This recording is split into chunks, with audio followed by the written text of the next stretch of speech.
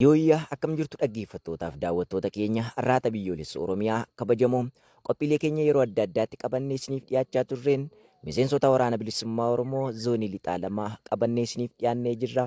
Qopheessee isiniif dhiyeessuun ogeessota har'aata biyyoolessa Oromiyaa waliin ani Aqaafan Fayyiraatiin aga xumura qophii keenyaatti nu waliin turuun nu hordofa. Ayyee maqaan keessan eenyudha? Zoonii kamitti akka argamtan dhaggeeffattootaaf daawwattoota keenyaaf nu ibsa.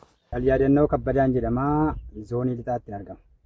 Yaadannoon zoonii lixaatti argama. Ayyee isinoo dhaggeeffattootaaf daawwattoota keenyaan dursa ol bara.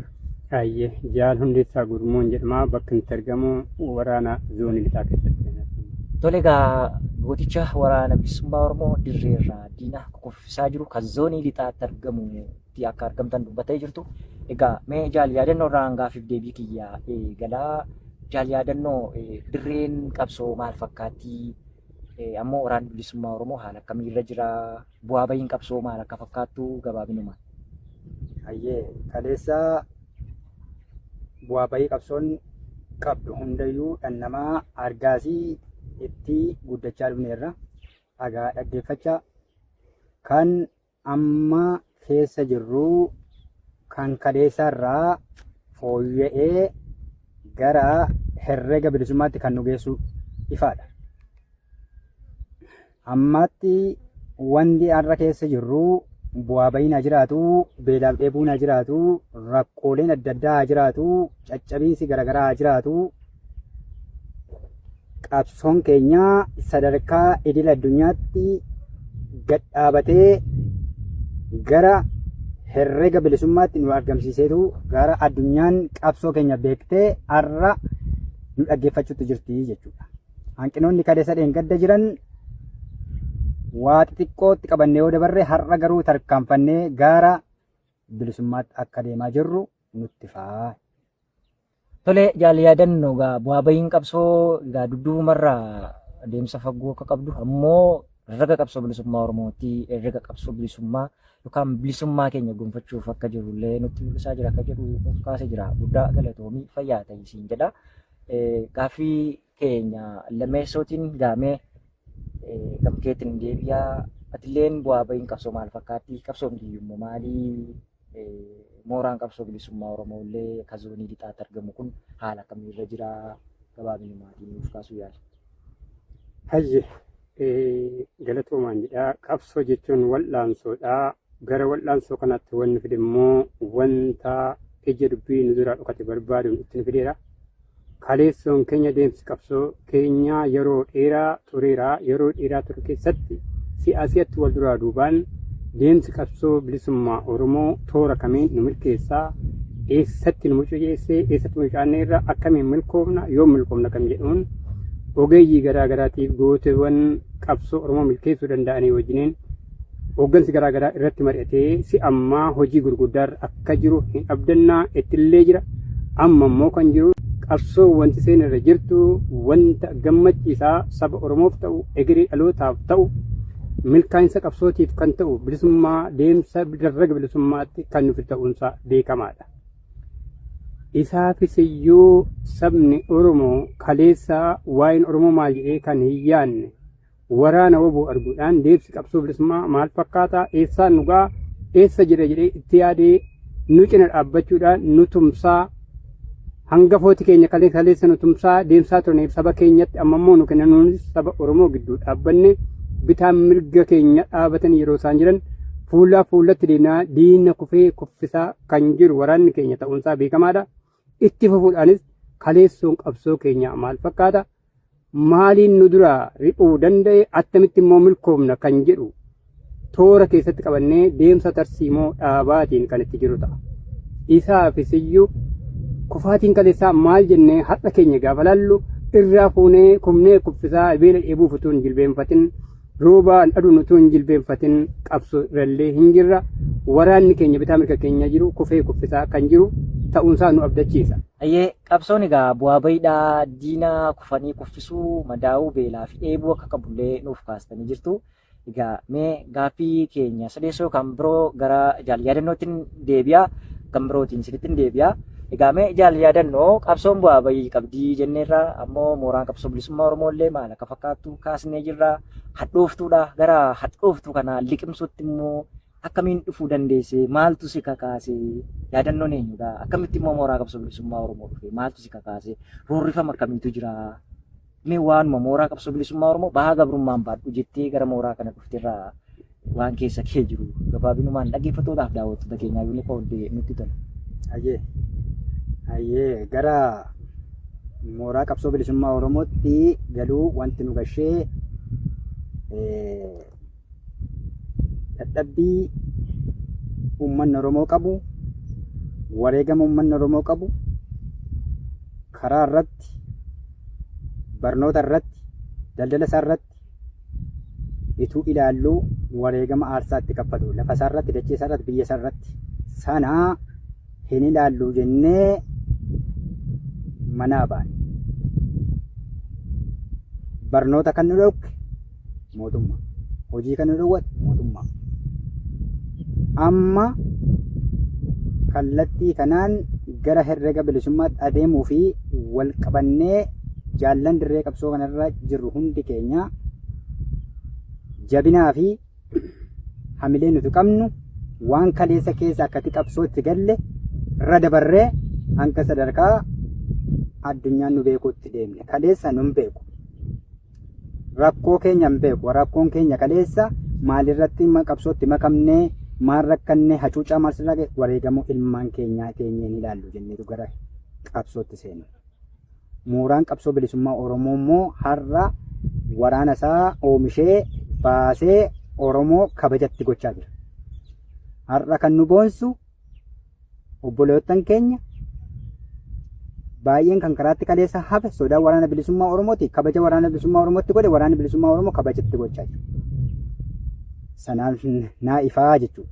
Ayyee egaa roorroon akka gara mooraa qabsoo bilisummaa Oromootti akkasii fidee dararamni uummata Oromoo akka mooraa qabsoo bilisummaa Oromootti falmaa dhooftu san akkati geggeessitu kan si kakaasee kaasutti jirta yaadannoo galatoomi fayyaa ta'insiin jedha jaal hundeessa gara keettan deebi'aa dhifama jaal hundeessa mee mooraan qabsoo bilisummaa Oromoo yeroo ammaa egaa akkuma hunduu beeku akka cirracha galaanaa guutuu Oromiyaa golee mara keessatti utuu baay'inni isaanii 5 qawwee booddeetti hafaa qabatu osoo jedhanii hundee impaayiratii raasee egaa yeroo ammaa handhuura Oromiyaa magaalaa Finfinnee jalatti siqeeti kan argamu yeroo gabaabduu gidduutti immoodha ijaarsi waraana bilisummaa Oromoo akka kanatti baay'atee impaayiratiif hagam yaaddessaa ta'ee jira ijaarsi waraana bilisummaa Oromoon akka hin diigamnetti immoo ijaaramee jiraachuun isaa maalirraa baratee akkam immoo qabsoon bilisummaa Oromoo kun impaayiratiif yaaddoo akkamii qabaa sadarkaa waraana bilisummaa Oromoo irra jiru agasii hubatame malee sadarkaa isaa himuun nama ulfaata mee aguma beekturraati waraana bilisummaa Oromoo akkamiin ibsita? Hayyee waraanni bilisummaa Oromoo yeroo ammaa sadarkaa olaanaa irra gahee akka jiru ana miti addunyaattinuu kan ibsuu danda'udha kan ife jirudha. Barbaachisaa ta'een yeroodhaa yerootti siyaasaanis ta'ee loltummaadhaan damee loltuutiin yookiin immoo damee leenjii loltummaatiin si'atti leenjisee bobbaasaa jira. Inni sunis immoo dhiyarraa ka'ee hamma kaabaatti hamma kibbaatti kan inni deemsaa jirudha. Hanga handhuura Finfinnee seenee toora impaayirichaa raasee fonqolchee gartokkee dhaabaa jira. Isa kanas galmaan ga'uudhaaf akkaataan ittiin tokko ta'ee tokkummaa isaatiin kana ga'uu danda'e jechuu barbaade. Kana ga'uu isaarratti immoo nooraa tokko keessa yookiin immoo bidiruu tokkoon deemuu isaatiin fiingee tokkoon jiraachuu isaatiif waamee wal dhaga'ee ka'ee wal teessuu isaatiin seera aadaaf safuu qabatee heeraaf seera eegee ka'uu isaatiin tokkoomeetti deemaa jira. Tokkoomee deemaa jiraachuu isaatiin dhalootaaf abdii ta'ee jaalliwwan keenya kaleessaa immoo seenaa isaanii yaadataa dhaloota keenya sichi jiran immoo hubachiisaa diina impaayiratii diina saba Oromoo ta'e impaayiratii irra kan jiru yeroo gabaabduu keessatti kuffisuuf abdii guddaa akka qabna kanaafis iyyuu mootummaa yaaddoo guddaa qabaachuu isaatiif roobmiinsa gurguddaa keessa jiraachuun isaa nurra darbee addunyaatti rigeedhaa jechuu barbaadeeti. Tolee ulfaadhuu galatoomigaa yaada guddaa nuuf kaaste waraanni bilisummaa Oromoo sadarkaan irra ga'ee jiru bu'aa ba'iinni keessa darbee bakka jiguu hin dandeenye akka ga'ee jiru nuuf kaaste sadarkaa addunyaatti illee akka beekamee jiru nuuf kaaste gara jaal yaadannootanis hin deebisa dhaggeeffattootaaf daawwattoota keenya arraata biyyoolessa Oromiyaa ammalleen qophii keenya nu hordofuun nu faana turaa isiniin jecha jaal yaadannoo egaamee akka keetti mooraa qabsoo bilisummaa Oromoo irraa ni dubbatteetta haala bu'aa bahii qabsoo irraa illee nuuf kaastanii jirtu egereen qabsoo keenyaa immoo maal akka ta'u qabu akka keetti maal jettaa? Ammoo Oromiyaan eenyudhaan bilisa baatii? Impaayerri Itoophiyaa immoo uummata Oromoof maali ka jettu wal bira qabii gaafilee lamaan kana gabaabinumaatiin impaayerri Itoophiyaadha. Siifis haa ta'u uummata Oromoof maali? Uummata Oromoo bakka bu'amoon bu'u egereen uummata kanaa ammoo maal ta'uu qaba? Eenyutu immoo biyya kana bilisa baasuu danda'a? Uummanni Oromoo yoo maal ta'e nagaa waaraan qe'eessaatti argamuu danda'a ka jedhu irraati. Ayyee kan inni ittiin galma gahuu danda'u wal qabachuudha, wal dhaga'uudha. Oromoon seera tokko jalatti buluudha. Waraanni bilisummaa Oromoo kaabaa kibba jiru wal dhaga'uudha. Hubannaa waliif kennuudha. Olola adda addaa dhaggeeffachuu dhiisuudha. Uummanni Oromoo bakka jirutti harka wal qabachuudha. Kanaan mooraan qabsoo bilisummaa Oromoo fuulduratti jabaachuu akka qabu natti dhaga'amaa jechuudha. Kanaaf fuuldura kana duratti waraanni bilisummaa Oromoo mooraan qabsoo bilisummaa Oromoo qeerroo bilisummaa Oromoo of jalatti leenjisee yeroo yerootti uummata isaa leenjifatee uummata isaa barsiifatee tarsiimoo kaayyoo isaa yeroo yerootti barsiifatee lafa qabsiifatee kanaan galma gahuu danda'a. Impaayerri Itoophiyaa uummata Oromoof maali? Impaayerri Itoophiyaa jechuun diina jechuudha. Kana keessatti maqaa Oromoo kan dhaatee hin bulchine hin jiru. Kana akka Abiyyi Ahmed uummata Oromoo ajjeesee dararee saamee hatee hin jiru. Kana keessatti argaa jirra jechuudha. Wareegamni uummata Oromoo qeerroo bilisummaa Oromoo ni heddummataa jechuudha. Yeroo kanatti mootummaa impaayera Itoophiyaa ijaaruun warri mootummaa impaayera Itoophiyaa jalatti ijaaraman har'a kana keessatti ofaa baran. Yeroo mootummaa garboonfataan kun waggoota darban mootummoonni darban hanga mootummaa kanaa uummata Oromoo hin fidne. Hin ajjeesne, hin dararre, hin saamne, hin hanne. Kanaa akka isaaf ta'utti tolfate, akka sabaaf ta'utti osoo hin taane, akka isaaf ta'utti tolfate aangoorra turuuf uummata ajjeesee aangoodhaan bulchaa jira malee seera dimokiraasii isa jedhamtuun bulchaa hin jiru jechuudha. Tolee jaal yaadannu guddoo galatoomi siin jechaa mee jaal hundeessa ati barsiisaa akka taate illee naaf kaasanii kanaan dura barsiisaa akka turtan illee dhageen ture sin barsiisaadha. Ammoo dararama akkamiitu gara qabsoo kanatti sin fide maaltu jira? Impaayeratti mitiyyuu dargaggeessaaf ilaalcha akkamii qabdi? Jaarsaaf jaartii namoota impaayeratti keessa sochooniif ilaalcha akkamii qabdi? Akkamitti illee mooraa kanaatti akka dhuftan illee yoo nu kaaftan dansaa. Impaayerri Itoophiyaa moo uummata Oromoof maali? Ammoo mootota impaayeratti keessa turan keessaa kan maqaa uummata Oromoon dhaanne hin jiran. Kan uummata Oromoof hojjetan immoo nagarre. Abiy Ahimad garaa gaangootti gaafa dhufee bara 2018 guu dhufee anu Oromoodha, Oromoo keessaan dhaladhee ilma abbaa gadaati yeroo jedhanii itti dhaadheessan garuu immoo uummanni Oromoo du'i irraan dhaabbanne, saamichi irraan dhaabbanne, qeen uummata Oromoo manca'uu, gubachuu fi buqqa'uu heddumminaan ammoo qaala'insa jireenyaa wal qabatee illee namuu jireenya mataa isaatii jiraachuu dadhabee harkaa gara afaanii dadhabee jira. Mee gabaabumaan impaayerri Itoophiyaa Oromoof maali? Siin immoo maaltu si baase? Seenaa jireenya kee irraallee yoo kaastee uummata Oromootiif yookaan dhaggeeffattoota keenyaaf waan barsiisaadha itti yaaddu yoo jiraate. Hayyee impaayerri Itoophiyaa saba Oromoof diina, anaaf diina. Kanatti gara qabsootti kan na fide kaayyoodha. Kaayyoon immoo gabrummaadha. Gabrummaa roorroo fidee roorroon teessuma na dhowwee teessuma kana keessatti ilmaan borii kichuu ilmaan borii na fuulduratti dhangalaasanii yeroo jedhan jaarsolii beekaa seenaa irraa qorannu nu jala qabanii bakka ta'itti geessanii yeroo isaan dhangalaasan magaalaa keessatti yeroo isaan dhangalaasan ilaalee kichuu ilmaan borii kan seenaa nurkaa fuutu ammas dhabnee yeroo isaan bakka bakkatti dhiigasee dhangalaasanii lammii furtuu biyyaa furtuu borii kan taate dhiigasee dhangalaasan teessuma na dhowweetiin ka'e. Isa kana keessattis immoo hojjetaa ta'ee waggaa 16 hojjetaa ta'ee teessumni koo guyya guyyaatti dafnoo hamma jimaataatti haxaamtuu turte. Haxaamtuu turte malee miindaa namni yaal tokko nyaadhaan ture. Miindaan kun abidda ta'eeti na gubaa ture.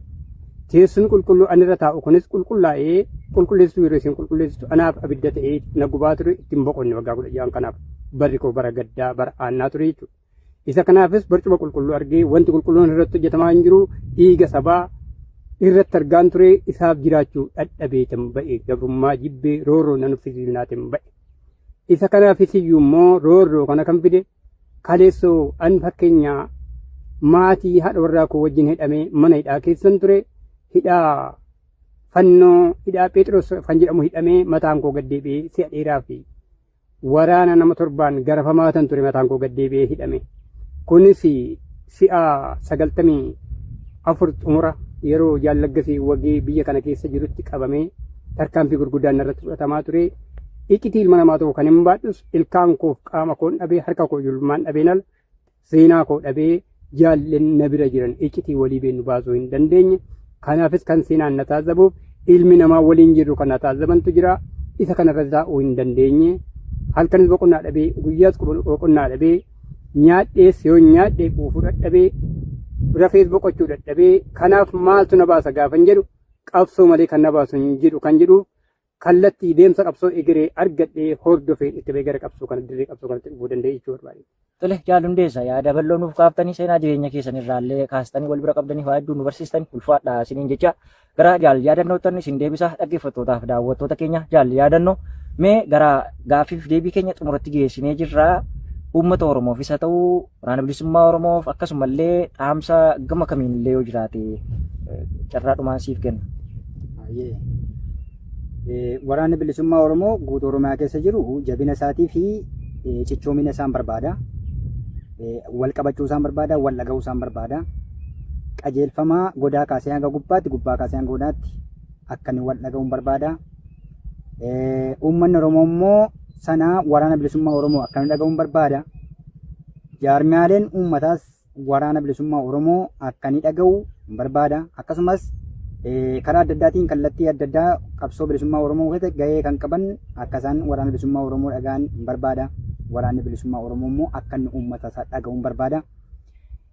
Fuulduratti immoo mooraan qabsoo bilisummaa Oromoo immoo daran akka inni jabaatuuf akka inni gad dhaabatuuf hawwii guddaan qaba. Kana keessattis anis hirmaachaan jira. Hirmaachuufis qophiidha. Fuuldurattis jabinaan hawwaa. Tole Jaal yaadannoo guddoo galatoomii fayyaa ta'e isin jecha egaa gara keessanitti hin deebi'aa dhaamsa xumuraa yoo qabaattan dhaggeeffattootaaf daawwattoota keenya raata biyyoolessa Oromiyaa fi akkasumallee uummata Oromoo waraana bilisummaa Oromoo fi carraa xumuraan isinii kennee gaaffiif deebii keenya gara goolabaatti geessina. Dhaamsa xumuraa kan hin qabu waraana bilisummaa Oromoo baaltee akaabas ka'ee kibba kan jiran tokkummaa wal dhaga'uu saba keenya bitaa mirgaan qabanne itti fufnee diina keenya kuffisnee tokkummaa keenyaan immoo yoo ijaaramne bilisummaa keenya akka geenyutti abdii qaba. Hooggansi bakka bakkarra jiru sadarkaa sadarkaan wannoota jiru hubannoo yeroo yerootti kennaa adeemu waraanni keenya bakka bakkarra jiru immoo gita irra jirutti hubannoo sana fudhataa heeraaf seera eeggatee naamuusaan akka hojiitti fufu toora irra adeemuudhaa malurra akka adeemu bidiruu kenname sanarra tooraan deeme akka milkoofnachuu tan barbaada. Saba Oromootiif qeerroo Oromootiin immoo dhaamsa kan hin qabu sabi Oromoo kan kaleessa jiru nu duukaa adeemee waan hin jirre nu dhiyeessee kan qabu nu dhiyeessee nu nyaachisaa bitaa mirga keenya dhaabbatee deemsa diinaa nu hubachiisaa kan ture ammas illee kallattii sanaan qeerroonis ta'ee jaaroliin Oromoo haadhi Oromoo kamiyyuu dhalasee badee jiru obboleessi kan badee jiru abbaan kan ilmi badee jiru ilmi kan abbaa dhabee jiru murannoodhaan sanaaf utuu hin rifatin utuu hin yaaddeen murannoon ka'ee nu faana dhaabbatee deemsa safuu kana dhalootaaf dabarsinee gadi gara bilisummaatti akka finnu jechuu tan barbaada. Galatoomaa barbaada. Ayyee dhaggeeffattootaaf daawwattoota keenya har'aata biyyoolessa Oromiyaa kabajamoo kan isin dhaggeeffachaaf daawwachaa turtan qophii har'aata biyyoolessa Oromiyaa irraa keessummaa kabajaa lama mooraa qabsoo bilisummaa Oromoo keessaa qabannee isiniif dhiyaanne ture qopheessee isiniif dhiyeessaas kan ture ogeessota har'aata biyyoolessa Oromiyaa waliin ani Akaafan Fayyeeraan ture. Haga xumura qophii keenyaatti nu waliin turuun waan nu faana turtaniif guddoo galatoomaa fayyaataa horaa bulaa deebana injifannoon uummata Oromoof.